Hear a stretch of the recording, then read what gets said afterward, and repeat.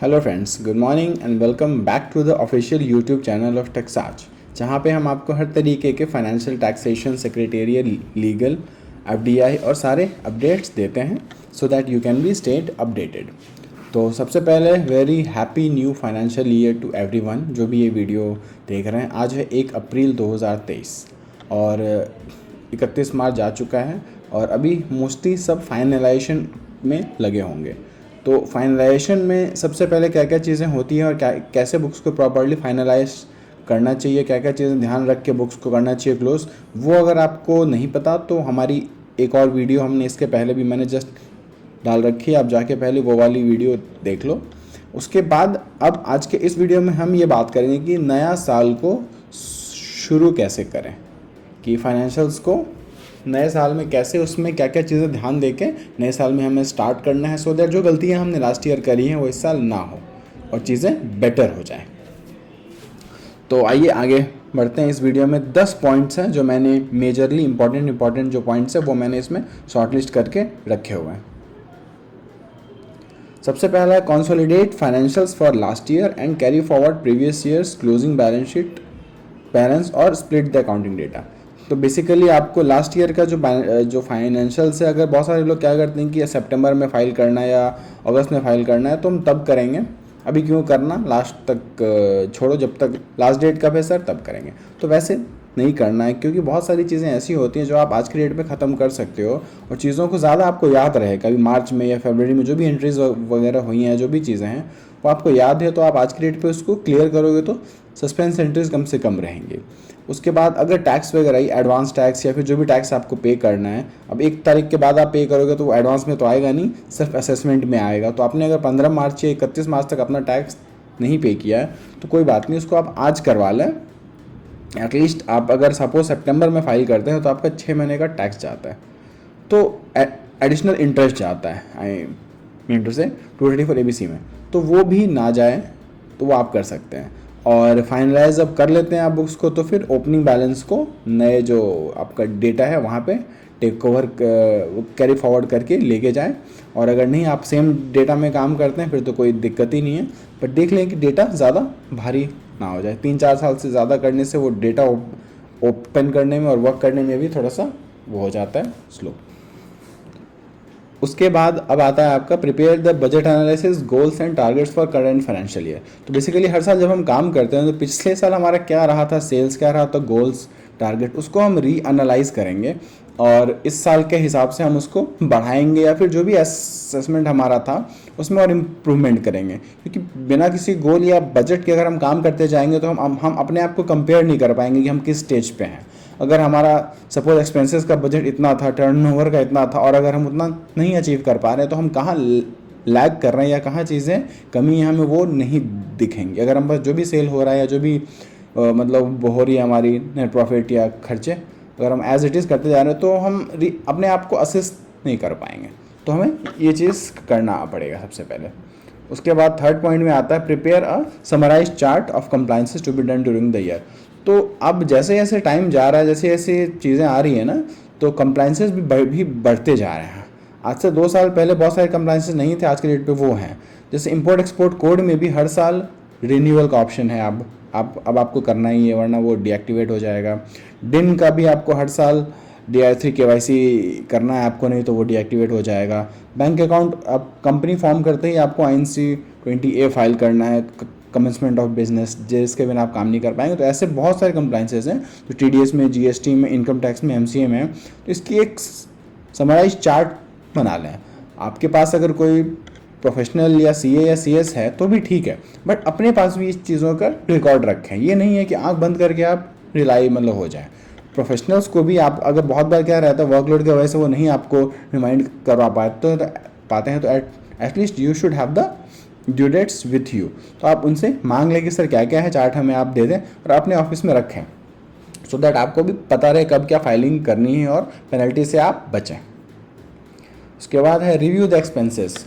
अब इसमें बेसिकली ये है कि आप जो कंपटीटर्स हैं आपके या सप्लायर्स हैं उनसे एक बार बात करके आप देखें कि जो भी चीज़ें आप पहले काम करते आए हो, अब क्या पता उसमें थोड़ा सा रीअसेस करके थोड़ा बहुत कॉम्पिटिटिव प्राइसेस आपको मिल जाए। और अगर नहीं, आपको एक कॉम्पिटिटर के बदले कुछ और, अगर जिस सप्लायर से आप काम कर रहे हैं उससे अच्छा कोई मिल रहा है, कम रेट में मिल रहा है, लास्ट ईयर था नहीं बट क्या पता इस साल अपॉर्चुनिटी हो नहीं, तो वो भी आपको देखना है।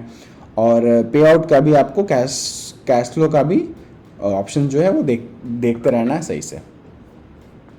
उसके बाद रिव्यू योर बिजनेस स्ट्रक्चर। तो सपोज आपने अपनी कंपनी स्टार्ट करी होगी एज अ प्रोप्राइटरशिप, तो आज अगर आपके साथ और भी लोग हैं काम करने के लिए तो आप उसको पार्टनरशिप में कन्वर्ट कर सकते हैं। या पार्टनरशिप में की थी तो आपको प्राइवेट लिमिटेड या एलएलपी में आपको अगर लगता है कि अब बिजनेस स्ट्रक्चर को मॉडिफाई करने का टाइम आ गया टू गेन द बेनिफिट, या फिर जैसे कि इन्वेस्टमेंट के लिए होता है कि पार्टनरशिप या प्रोप्राइटरशिप में इन्वेस्टमेंट नहीं मिलता है, प्राइवेट लिमिटेड में आपको और भी बहुत सारे बेनिफिट्स मिल जाते हैं। बैंक्स वगैरह भी थोड़ी इजीली फंडिंग वगैरह कर देती हैं। इक्विटी इन्वेस्टमेंट का अगर है आपके पास ऑप्शन तो भी प्राइवेट लिमिटेड में हो जाता है।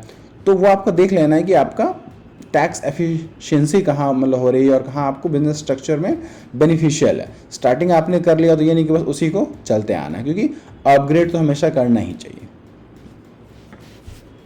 उसके बाद है आपका review your business and marketing plans. तो हम हर साल अपने आप बिजनेस को मार्केट करना ही पड़ता है। आपने अगर बिजनेस स्टार्ट कर लिया, शॉप खोल लिया या फिर वेबसाइट डाल लिया और मार्केटिंग कर नहीं रहे हैं तो फिर उससे कोई बेनिफिट नहीं है, तो फिर अब बिज़नेस आपकी बहुत जल्दी डूब जाएगी। तो आपको अपने जो भी है short term and long term goals, sales and marketing goals, ये सब सारी चीज़ें और न्यू बिजनेस अपॉर्चुनिटी। आप अगर कपड़े का काम अभी ऑफलाइन कर रहे हैं तो आप देखिए कि आप ई कॉमर्स साइट वगैरह पे अगर कर सकते हैं सेल। आप अगर फूड का आपका काम है, आप रेस्टोरेंट भी कर सकते हैं, तो आप जोमेटो वगैरह ये सब पे आप कर सकते हो सेल। तो जो भी तरीके का आप डाइवर्सिफाई कर सकते हो अपना बिजनेस मॉडल को, वो आप कर सकते हैं। एक के साथ अगर सिंपल मिलता जुलता और भी अगर आपका कोई रिटेल शॉप है, आउटलेट है, उसके बाहर अगर कुछ और भी अपॉर्चुनिटीज़ है साथ में आप डाल के कर सकते हैं। तो ये सब चीज़ें आपको असेस करते रहना चाहिए, तो ही आप कर पाएंगे टाइमली ग्रो। उसके बाद है consider your financing options. Expense जो भी है फाइनेंसिंग के लिए, आपने अगर लोन लेके रखा है या ओडी लेके रखा है या क्रेडिट कार्ड है, तो उसको टाइमली आपको पे करना है। और आप वो भी देख सकते हैं कि वहाँ पे इंटरेस्ट रेट वगैरह और कैसे कम हो जाए आपका। अगर आपको मशीन्स परचेज़ करना है, कार परचेज़ करना है, इक्विपमेंट करना है, ग्रांट्स के लिए अप्लाई कर सकते हैं। ये सब चीज़ें आपको ध्यान देना है कि लास्ट ईयर नहीं था तो क्या पता इस साल वो ऑप्शन है, क्योंकि फाइनेंस के बिना कोई भी बिजनेस रन नहीं कर सकता। मार्केटिंग में बेसिकली वही चीज़ें हैं कि अगर आप सोशल मीडिया मार्केटिंग कर रहे हैं, वेबसाइट पे काम कर रहे हो, तो आज के डेट पे वहाँ से बहुत ही अपॉर्चुनिटी अच्छी है।